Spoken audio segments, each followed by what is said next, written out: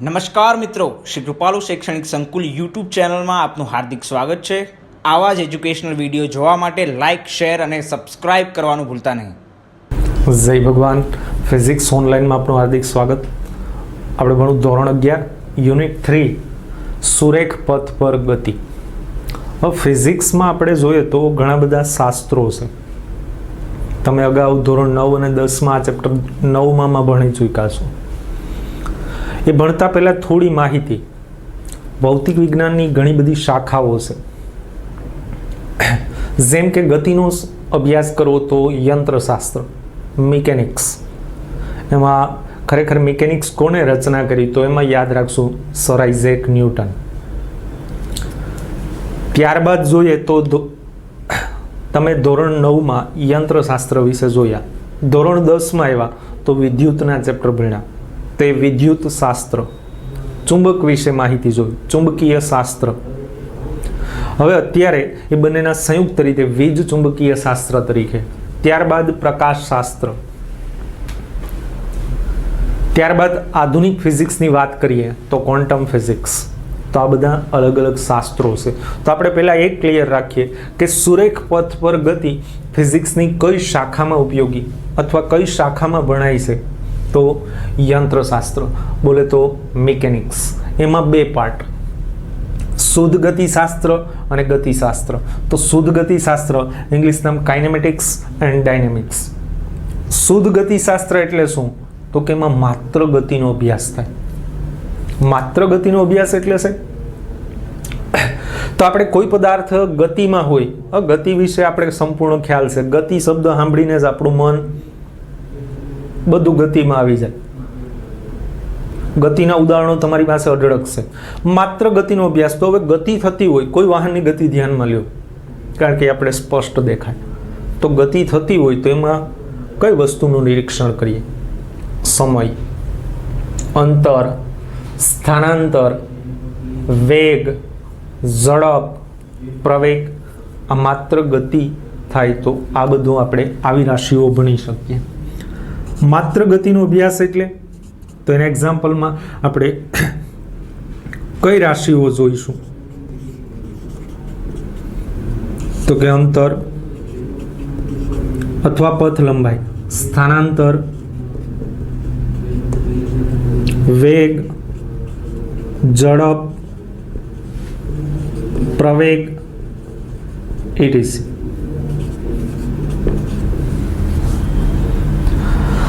હવે ગતિશાસ્ત્ર એટલે ગતિ પ્લસ ગતિના કારણો। કોઈ પદાર્થ ગતિ કરે તો શા માટે ગતિ કરે તો જો એના ગતિના કારણો ઉત્પન્ન થયા, તો કે સાહેબ એના પર બળ લાગે, કેટલું ડીઝલ વપરાય વગેરે વગેરે, કેટલું ઈંધણ વપરાય, તો આપણે એના કારણો તરફ ગયા। ઉર્જા, કેટલો પાવર છે, પાવર, ટૂંકમાં એ ગતિના કારણોની ચર્ચા કરવી। તો એમાં આપણે એક્ઝામ્પલ તરીકે રાશિઓ કઈ ભણશું? જો ત્યાં ગતિનો તો અભ્યાસ થાય જ,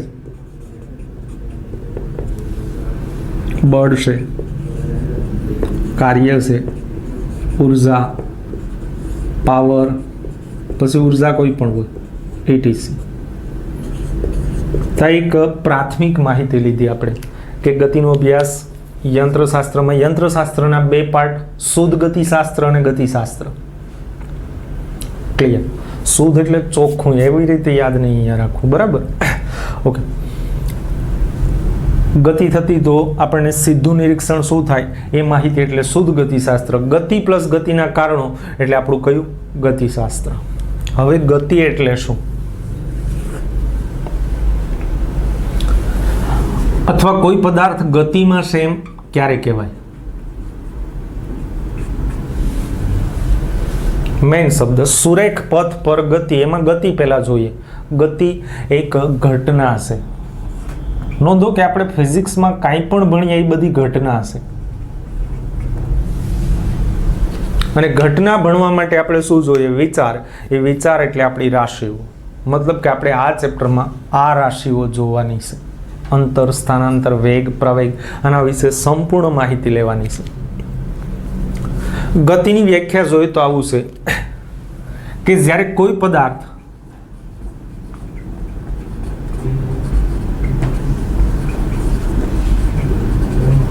સમય સાથે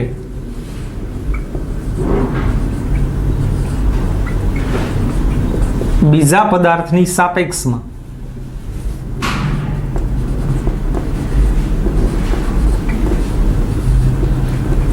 પોતાનું સ્થાન બદલે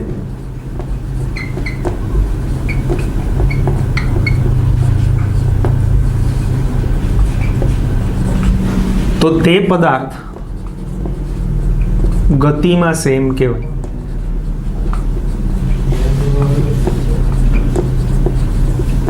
ગતિ એક ઘટના છે. એ ઘટનાની વ્યાખ્યા આ પ્રમાણે કે જ્યારે કોઈ પદાર્થ તરીકે હું પોતે ધારો કે બીજો પદાર્થ એટલે કે બોર્ડ, એની સાપેક્ષમાં મારું સ્થાન શું કરું? બદલું.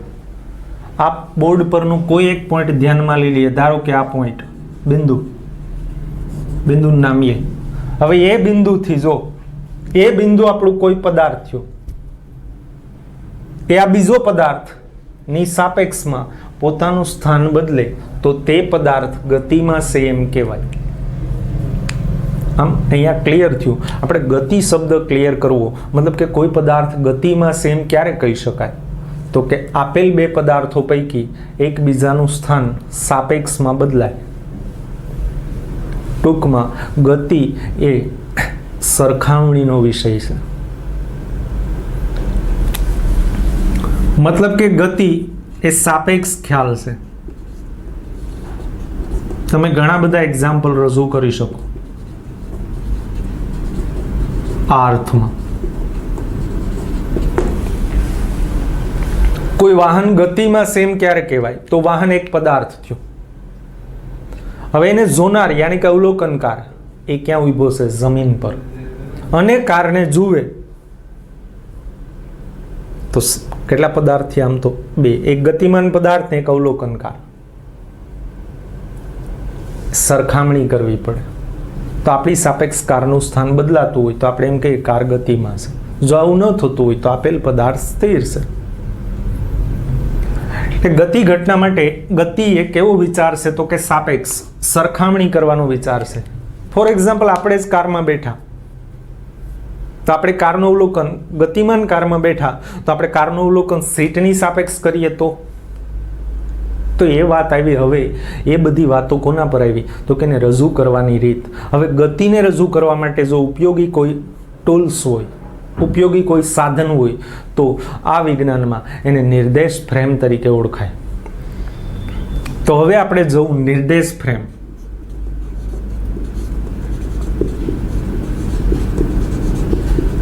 તો નિર્દેશ ફ્રેમની કોઈ ડેફિનેશન નથી. નિર્દેશ ફ્રેમ એટલે ખરેખર ગતિનું સ્થાન રજૂ કરતું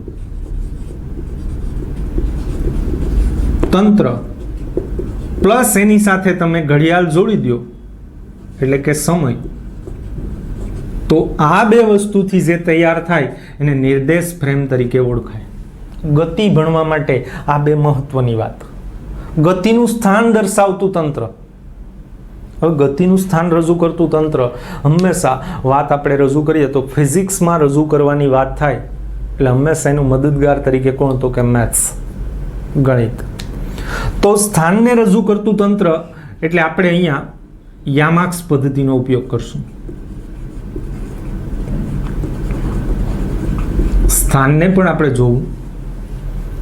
યામાક્સ પદ્ધતિ એટલે જ આપણી કાર્ટેશિયન યામ પદ્ધતિ. બરાબર? અક્ષો તમે ભણેલા વિજ્ઞાનમાં કે ગણિતમાં? ગણિતમાં સાહેબ. ઓકે, તો યામાક્સ પદ્ધતિ એટલે જ કાર્ટેશિયન યામ પદ્ધતિ આપણી. એક્સ અક્ષ, વાય અક્ષ અને ઝેડ અક્ષ. એની સાથે કોને ઇન્વોલ્વ કરી દો? સમય. તો આ બે રચનાથી જે તૈયાર થાય એનું નામ એટલે જ ફિઝિક્સમાં નિર્દેશ ફ્રેમ. જેમ કે આપણે અહીંયા હમણાં કારવાળું ઉદાહરણ જોયું તો કારમાં નિર્દેશ ફ્રેમ કોણ થયું? જો આપણે કારમાં બેઠા હોય, અવલોકનકાર જે સમયે અને જે સ્થિતિમાં, અવલોકનકાર જે સમયે અથવા જે સ્થળે અને જે સ્થિતિમાં અવલોકન કરે તેને નિર્દેશ ફ્રેમ કહેવાય. આ એની વ્યાખ્યા છે. ઓકે, અવલોકનકાર જે સ્થળ જમીન હોય તો જમીન નિર્દેશ ફ્રેમ, સ્થળ કાર જ હોય, કારમાં જ બેઠા હોય અવલોકનકાર, તો કાર આપણા માટે નિર્દેશ ફ્રેમ થઈ. તો નિર્દેશ ફ્રેમ આમ જોઉં તો બે રીતે, ગતિમાન પણ હોઈ શકે અથવા સ્થિર પણ હોઈ શકે. હજુ એક આમાં નિર્દેશ ફ્રેમ આપણે અગાઉ ઉપર જોઈશું કેમાં, તો કે ગતિશાસ્ત્રમાં બે પ્રકારની નિર્દેશ ફ્રેમ હોય ન્યૂટનના નિયમના આધારે, જડત્વીય નિર્દેશ ફ્રેમ અને અજડત્વીય નિર્દેશ ફ્રેમ. એ પ્રકાર મુજબ જોઈશું. તો અહીંયા ઉપયોગી આપણા માટે ગતિ ભણવા માટે કોણ છે, તો કે નિર્દેશ ફ્રેમ. આ ગતિનો એકદમ પ્રાથમિક ખ્યાલ જોયો. ગતિમાન પદાર્થના ઉદાહરણ આપો તો એ તમારી પાસે અઢળક છે. ધમની શિરામાં વહેતું લોહી, હું બોલું તમે સાંભળો તો આ ધ્વનિ પણ ગતિ જ કરે. એટલે ગતિમાનના ઉદાહરણ આપણે નહીં જોવા, એ બધું ક્લિયર છે. હવે આગળ આપણે 3 મુખ્ય પોઈન્ટ ભણવા, એક સ્થાન, પથ લંબાઈ અને સ્થાનાંતર જોઈએ.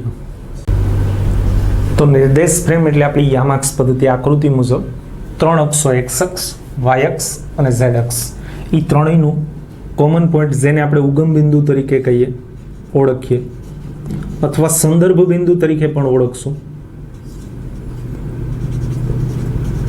જેની સાપેક્ષે, જેને એટલે ઉગમ બિંદુની સાપેક્ષે કોઈ કણ ગતિમાં હોય તો એના જે તે બિંદુ પાસે આપણે એના પોઈન્ટ દર્શાવીએ, એ એટલે જ આપણા માટે ખરેખર સ્થાન થયું. એટલે જો ધારો કે કોઈ કણ અહીંયાથી ગતિની શરૂઆત કરે ઉગમ બિંદુથી એક્સ અક્ષ પર, તો આ કણ આ તરફ ગતિ કરતો જાય ને અહીંયા પહોંચ્યો તો આપણે અહીંયા પોઈન્ટ કરીએ તો એ પોઈન્ટ આપણા માટે શું દર્શાવે? સ્થાન. તો સ્થાન રજૂ કરવા માટે આપણે આ પદ્ધતિ યાની કે યામાક્ષ પદ્ધતિ બોલે તો નિર્દેશ ફ્રેમ ઉપયોગી છે. આ નિર્દેશ ફ્રેમની એક પ્રકારની જરૂરિયાત છે, કારણ કે અહીંયા વિજ્ઞાન વ્યાપક વાત કરે, અહીંયા રોડ રસ્તાથી આપણે ગતિ રજૂ નહીં થાય, એટલે અક્ષો પર યામાક્ષ પદ્ધતિ પર જ. હવે જો કોઈ કણ આપણે સ્થાન ડિફાઇન કર્યું, સ્થાન એટલે કોઈ પણ કણના કોઈ સમયે યામ એટલે સ્થાન. હવે જો આ યામને આધારે આપણે ગતિના પ્રકાર રજૂ કરી શકીએ.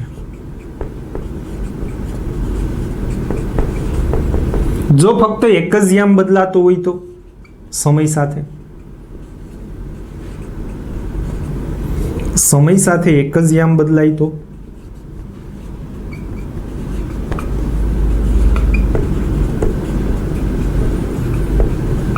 આ ગતિને એક પારિમાણિક ગતિ કહેવાય.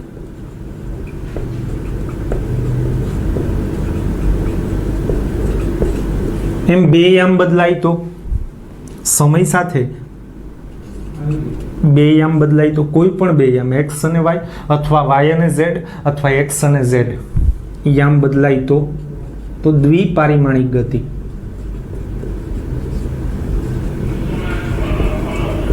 અથવા આવી ગતિને સમતલમાં ગતિ કહેવાય. અને જો સમય સાથે ત્રણેય યામ બદલાય તો એને ત્રિપારિમાણિક ગતિ કહેવાય. આ દરેકના એક્ઝામ્પલ માઇન્ડ વર્કમાં છે. એક પારિમાણિક ગતિ એટલે માત્ર એક જ યામ બદલાતો હોય. એ પહેલા જરા સાહેબ આ કણ એટલે શું? કણ એક જરાક નવું આવ્યું. ગતિ ગણવા માટે અથવા યંત્રશાસ્ત્રમાં કણ શબ્દ કોમન છે. કણ એટલે બિંદુવત દળ ધરાવતો પદાર્થ.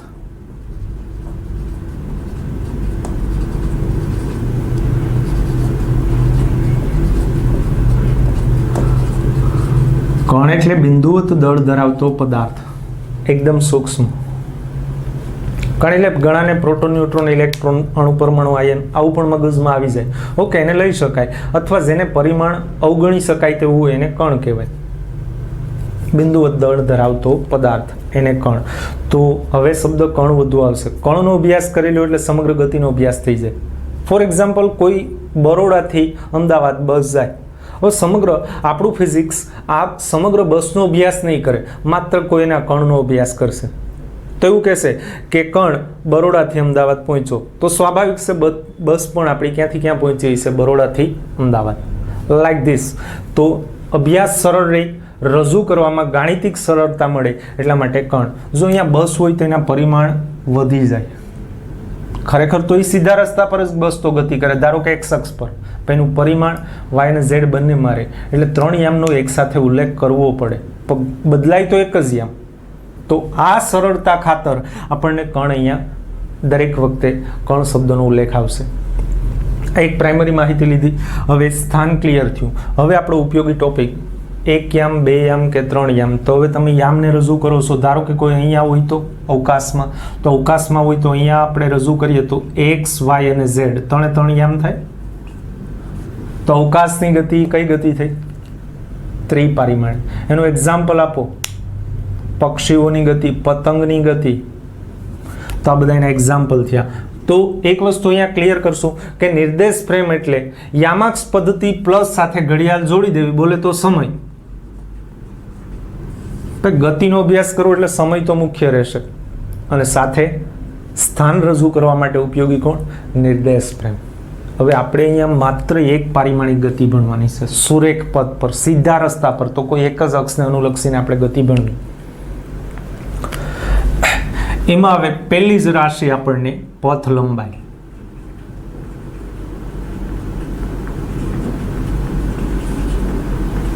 અથવા અંતર. તો કોઈ સમયમાં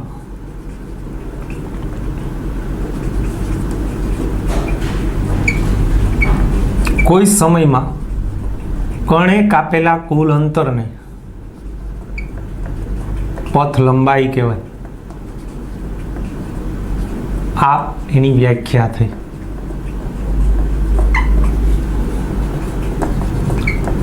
કોઈ સમયમાં કણે કાપેલા કુલ અંતરને પથ લંબાઈ કહેવાય.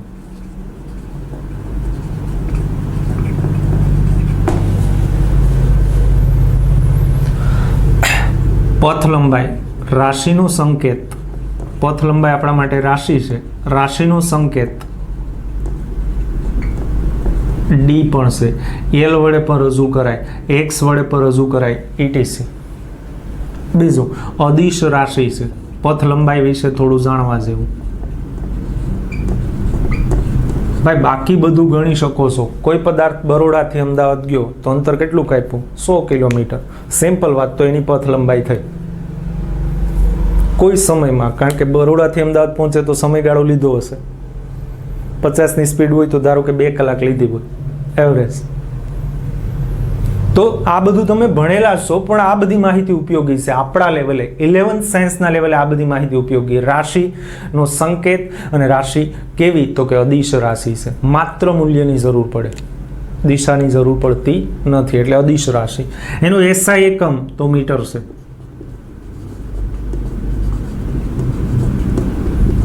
સાહેબ હમણાં તો તમે બરોડાથી અમદાવાદમાં કિલોમીટર બોલા. ઓકે, એનો વ્યવહારિક એકમ છે. વ્યવહારમાં આપણે કોઈ અંતર કાપીએ તો એકમ હંમેશા એવું જ બોલીએ, કિલોમીટર. અમદાવાદથી સુરત કેટલું? તો 300 કિલોમીટર. જો તો આપણે ત્યાં રજૂ કરીએ. એ વ્યવહારિક વાતો છે આપણી માટે. એકમ કયો થયો આપણો? વ્યવહારિક. એનું પારિમાણિક સૂત્ર. કોઈ પણ રાશિનું પારિમાણિક સૂત્ર એટલે રાશિનો સંકેત બ્રેકેટમાં ડી બરાબર આપણે રજૂ કરીશું m0L1T0. એમ એટલે માસ એટલે દળનો એસઆઈ એકમ કેજી. દેખાય? નહીં. એલ એટલે લેન્થ એટલે લંબાઈનો એસઆઈ એકમ મીટર. દેખાય? હા. કઈ ઘાત? 1. તો અહીંયા 1. ટી એટલે ટાઈમ, બોલે તો સમયનો એસઆઈ એકમ સેકન્ડ. એકમમાં દેખાય? નહીં. તો 0 ઘાત. તો આ એનું પારિમાણિક સૂત્ર હતું. પરિમાણ કઈ? તો L1 ખાલી, કારણ કે કોઈની પર 0 ઘાત. જવાબ 1. તો આ પથ લંબાઈ. હજુ આપણે બધું એક્ઝામ્પલ સ્વરૂપે જોઈશું. બીજું સ્થાનાંતર.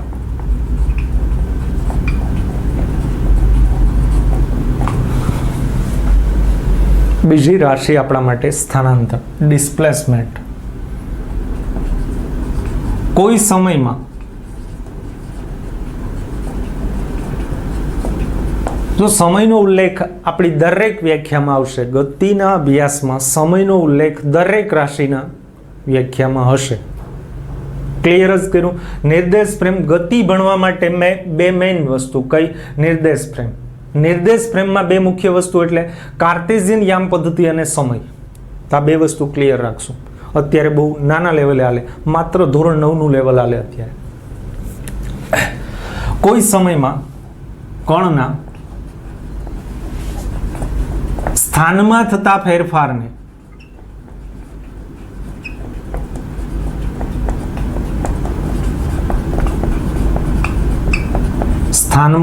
ફેરફારને સ્થાનાંતર કહેવાય.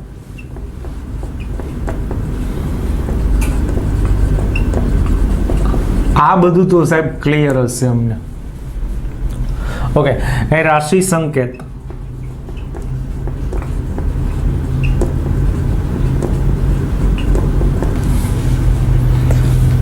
અહીંયા ડેલ્ટા ડી, ડેલ્ટા એલ અથવા ડેલ્ટા એક્સ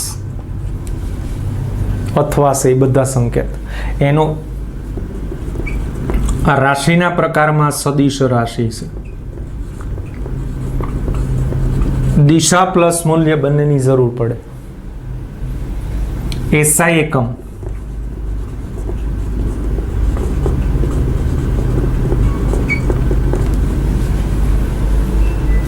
તો મીટર જ રહી. વ્યવહારિક એકમ સેમ કિલોમીટર.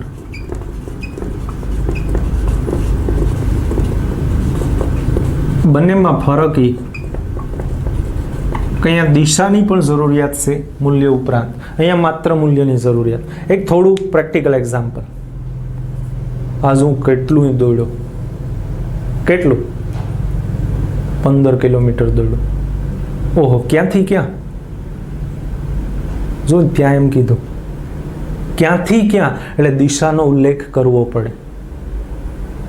કોઈ મન્નત માયની હોય મારા ઘરથી આ મંદિર સુધી, તો જો તમે રજૂ કર્યું ઓકે તમારા ઘરથી મંદિરનું અંતર કેટલું થાય 15 કિલોમીટર, તો એ તમારી પથ લંબાઈ થઈ. આજ તો હું 15 કિલોમીટર ચાલ્યો, તો ઇટ્સ ઓકે, એ કયું પથ લંબાઈ. પણ ક્યાંથી ક્યાં રજૂ કરવું પડે, જો દિશા પણ આપવી પડે, તો કે હું મારા ઘરથી મંદિર, તો તે વાત એટલે વ્યવહારમાં સ્થાનાંતર. ક્લિયર. ગણતરી કેમ કરવી? કોઈ પદાર્થના સ્થાનમાં થતો ફેરફાર, એની જરા અહીંયા વધુ આ બંનેની સ્પષ્ટતા કરીએ. પારિમાણિક સૂત્ર ભાઈ સેમ રહેશે. રાશિનો સંકેત બ્રેકેટમાં delta D is equal to આપણે રજૂ કરી શકીએ m0 L1 T0. જો ડેલ્ટા શું બતાવે? ફેરફાર. હંમેશા આપણા ફિઝિક્સમાં ડેલ્ટા ક્યારે આવશે? ફેરફાર રજૂ થતો હોય, તફાવત રજૂ થતો હોય ત્યારે ડેલ્ટા આવશે, અથવા ડી પણ આવશે. મતલબ કે સ્મોલ dx નાનો ફેરફાર હોય તો એ અગાઉ જોઈશું ચર્ચામાં, આપણે અગાઉ રાશિ ભણીશું ત્યાં. હવે મૂળ વસ્તુ અહીંયા સમજૂતી જોવી. એકદમ પ્રેક્ટિકલ એક્ઝામ્પલ, ખાસ તો સ્થાનાંતર માટે. ફોર એક્ઝામ્પલ આપણે અહીંયા સુરેખ પથ પર ગતિ એટલે નિર્દેશ ફ્રેમમાં માત્ર એક જ અક્ષ દોરશું ને, એ અક્ષ એટલે x અક્ષ. અહીંયા ઉગમ બિંદુથી સ્ટાર્ટ કરીએ તો અહીંયા અંતર રાખીએ તો ધારો કે 5 ના ગેપ રાખીએ તો 5, 10 અને યર 15 ને યર 20. ધારો કે આ સ્થાન આપણા મીટરમાં. હવે કોઈ કણ અહીંયાથી શરૂ કરે ગતિ, અહીંયા એટલે પોઈન્ટનું નામ રાખીએ ધારો કે એ થી અહીંયા સુધી જાય, એટલે ટાઈમ સ્ટાર્ટ અહીંયાથી થયો, ટાઈમ અહીંયા 0 કાઉન્ટ થાય, અહીંયા ટાઈમ કાઉન્ટ થાય t ધારો કે, અથવા કિંમત લખીએ ધારો કે અહીંયા પહોંચ્યો આપણે 70 સેકન્ડમાં, અહીંયા 0 સેકન્ડ. હંમેશા ગતિમાં એક વસ્તુ ક્લિયર રાખશું, જ્યાંથી ગતિનો અભ્યાસ શરૂ થાય એટલે કે શૂન્ય સમયની સ્થિતિને પ્રારંભિક સ્થિતિ કહેવાય, અને જ્યાં ગતિના અભ્યાસનો અંત થાય તે સ્થિતિને અંતિમ સ્થિતિ કહેવાય. ગતિના અભ્યાસમાં બે વસ્તુ મુખ્ય, જ્યાંથી ગતિનો અભ્યાસ શરૂ થયો, મતલબ કે આપણો ટાઈમ સ્ટાર્ટ થયો, એટલે તો પહેલા જ ક્લિયર કર્યું કે ભાઈ નિર્દેશ ફ્રેમ ઉપયોગી, એમાં પણ કોણ? યામાક્સ પદ્ધતિ પ્લસ સમય. તો ગતિના અભ્યાસમાં સમયનું મહત્વ આ છે. સ્ટાર્ટ કરીએ શૂન્ય સમયની સ્થિતિ એટલે પ્રારંભિક, અને જ્યારે ગતિના અભ્યાસનો અંત કરીએ એ સ્થિતિ એટલે આપણી અંતિમ સ્થિતિ, મતલબ કે ટાઈમ અંત કર્યો આપણે ત્યાં આપણી અંતિમ સ્થિતિ. ત્યારબાદ વાહન ગતિ કરતું હોય, વાહન ગતિ ક્યારનું કરતું હોય એ આપણે નથી જોવાનું. એક બસ બરોડાથી અમદાવાદ ગઈ, હવે એ પહેલાં બરોડા પહેલાં ક્યાંથી આવી? સુરતથી. એ આપણે લેવા દેવા નથી ભાઈ. આપણો અભ્યાસ સ્ટાર્ટ થયો બરોડાથી અને એન્ડ થયો અમદાવાદ, અને ભલે ને પછી રાજકોટ સુધી બસ જતી હોય. વ્યવહારમાં જરા આ વસ્તુ ક્લિયર રાખશું. હવે આ બે સ્થિતિ એટલે પ્રારંભિક અને અંતિમ, એના આધારે આપણે એની વચ્ચે અંતર કેટલું કપાણું. કોઈ પૂછે પથ લંબાઈ કેટલી, તો 5 થી લઈને 15 ગેપ કેટલો આવે? તો કે 10. સો અહીંયા અંતર યાને કે પથ લંબાઈ, આપણા રસ્તાની લંબાઈ ભાઈ 10 મીટર થઈ. કેટલી સેકન્ડમાં? 70 સેકન્ડમાં. હવે કોઈ પૂછે સ્થાનાંતર, તો સ્થાનાંતર વ્યાખ્યા જ એવું ડિફાઇન કરે આપણે કે સ્થાનમાં થતો ફેરફાર. કોઈ સમયમાં સ્થાનમાં ફેરફાર જોવાનો. ફેરફાર કેમ મપાય સરજી? હંમેશા ફિઝિક્સમાં ફેરફાર માપવો એટલે આપણી પાસે બે સ્થિતિ ઉપલબ્ધ હોવી જોઈએ, પ્રારંભિક અને અંતિમ. અંતિમ સ્થિતિમાંથી પ્રારંભિક સ્થિતિ બાદ કરો એટલે ફેરફાર મળે. પ્રારંભિક સ્થિતિને જો કે 1 વડે રજૂ કરાય અથવા I વડે રજૂ કરાય. I ફોર ઇનિશિયલ ફોર પ્રારંભિક, અને અંતિમ સ્થિતિને F વડે અથવા 2 વડે રજૂ કરાય. 2 એટલે બીજી સ્થિતિ, 1 એટલે પ્રથમ સ્થિતિ બોલે તો પ્રારંભિક, F એટલે ફાઇનલ બોલે તો અંતિમ. એટલે બે રીતે રજૂ થાય. સ્થાનમાં ફેરફાર, અંતિમ સ્થાન માઇનસ પ્રારંભિક સ્થાન એટલે સ્થાનમાં ફેરફાર. ફેરફાર માપવું એટલે બે સ્થિતિ જોઈએ. અંતિમ સ્થાનમાંથી પ્રારંભિક સ્થાન બાદ કરવું. એક સાઈડમાં બીજો એક્ઝામ્પલ આપું. આપણે ક્યારેક કોઈને મળતા હોય તો આવું સાંભળતા હોય કે યાર તું ઘણો બદલાઈ ગયો, બોલે તો તારામાં ઘણો ફેરફાર થઈ ગયો. કેમ? કેમ કે તમારી પાસે બે સ્થિતિ છે. તમે એને પહેલા ક્યારેક જોયો હશે એ અને અત્યારે જોયો, આ બે સ્થિતિની સરખામણી તમારું મગજ કરે અને એના આધારે તમે એને વાત કરો છો કે તું ઘણો બદલાઈ ગયો. ફેરફાર એટલે બે સ્થિતિ ક્લિયર રાખવી પડે. કઈ? અગાઉ મળ્યો તે એટલે એ પ્રારંભિક, ને અત્યારે મળ્યો તે એ અંતિમ. એ બેની સરખામણી કરો એટલે તમે ત્યાં શબ્દ વાપરો ફેરફાર. Like this. એ જ વસ્તુ અહીંયા છે. બે સ્થિતિ પ્રારંભિક અને અંતિમ. ભાઈ આને વારંવાર એટલે વગોડું, આ છે, બાકી બધું તો 9th છે. આ જ મહત્વ. સ્થાનાંતર એટલે આ દેખાવું જોઈએ. શું? પ્રારંભિક ને અંતિમ. કોને પ્રારંભિક કહેવાય, કોને અંતિમ કહેવાય? અભ્યાસ શરૂ થયો એ પ્રારંભિક, અને અંત કર્યો અભ્યાસ એટલે અંત. કોનો? ગતિનો. ગતિ શરૂ થઈ એ પ્રારંભિક અને ગતિનો અંત થયો એ અંતિમ. નેવર. ગતિનો અભ્યાસ શરૂ થયો, સમય સ્ટાર્ટ થયો એ પ્રારંભિક અને સમય એન્ડ થયો એ અંતિમ. ક્લિયર? આ જ મહત્વનું. સ્થાનાંતર એટલે આ દેખાવું જ જોઈએ, રાત્રે પણ ઉતા હોય ત્યારે. ઓકે. સ્થાનમાં ફેરફાર એટલે અંતિમ સ્થાન માઇનસ પ્રારંભિક સ્થાન. શુદ્ધ ગુજરાતીમાં પૂરા નામ લખજો ભાઈ, બાકી કાપી લે માર્ક્સ. અંતિમ સ્થાન માઇનસ પ્રારંભિક સ્થાન ઇઝ ઇક્વલ ટુ સ્થાનાંતર. સ્થાનાંતર એટલે ડેલ્ટા એક્સ. એક પથ પર ગતિ હોય સુરેખ પથ પર ત્યારે માત્ર ડેલ્ટા એક્સ. અંતિમ સ્થાનને અહીંયા રજૂ કરાય x2 વડે અથવા xf વડે. F four final. x2 2x નથી, x એ 2 ના ગુણાકારમાં નથી, તો 2x લખીએ આપણે. મેથ્સ. x2 દર્શાવવાની રીત છે. 2 ઝીણકુકડો છે, બોલે તો નાનો છે. અહીંયા પ્રારંભિકમાં x1 અથવા xi. બહુ નાની માહિતી આપું ભાઈ. x1 આમ x1 નેવર લખવાનું જ નહીં ભાઈ, રજૂ કરવાની રીત જ નથી. x1 is equal two xi. 1x ના, ગુણકમાં નથી, દર્શાવવાની રીત છે. ઓકે. અંતિમ સ્થાન એટલે x2, પ્રારંભિક સ્થાન એટલે x1. અંતિમ માઇનસ પ્રારંભિક, આ સ્થાનાંતર. અને પથ લંબાઈ એટલે એ બે સ્થાન વચ્ચેનું અંતર અથવા કાપેલું કુલ અંતર. તો હજુ આમાં થોડું વધુ જોવું. પણ સ્થાનાંતર અને પથ લંબાઈ આ બાબત ક્લિયર. એક બીજો શબ્દ ફેરફારની સાથે તફાવત આવશે. તફાવત એટલે બાદ બાકી. ઓકે, બાદ બાકી એટલે મોટામાંથી નાનું બાદ કરવું. ઉંમરનો તફાવત, તમારા બે ભાઈઓની ઉંમરનો તફાવત, મોટા ભાઈની ઉંમરમાંથી નાના ભાઈની ઉંમર બાદ કરવી, આ તફાવત શબ્દ. ફેરફાર એટલે પ્રારંભિક ને અંતિમ. આટલું ક્લિયર રાખો. અસ્તુ.